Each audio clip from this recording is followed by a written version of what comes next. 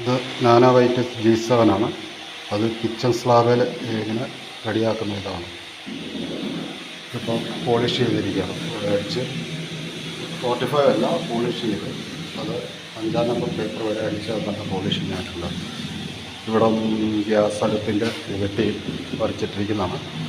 പിന്നെയുള്ളത് സിങ്ക് ലെവലിൽ വയ്ക്കുന്നത്, അത് പൊഴിച്ച് ലെവലിന് വയ്ക്കുന്ന മെത്തേഡാണ്.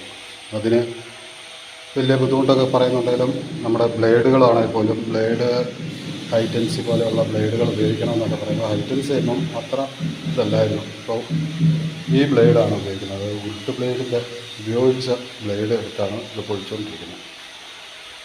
അപ്പോൾ ഇതുണ്ട്, ഇത് ഫിറ്റ് ചെയ്ത് കഴിയുമ്പോൾ ബാക്കി കാണിക്കാം. ഇത്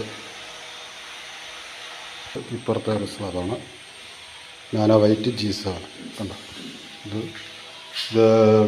സിങ്ക് വെട്ടാനുള്ള, ആ സിങ്ക് വെട്ടാൻ 4 കോണും വിടിയിച്ചിട്ടിരിക്കുകയാണ്. പക്ഷേ പൊഴിച്ചിറക്കാൻ വേണ്ടിയാണ്.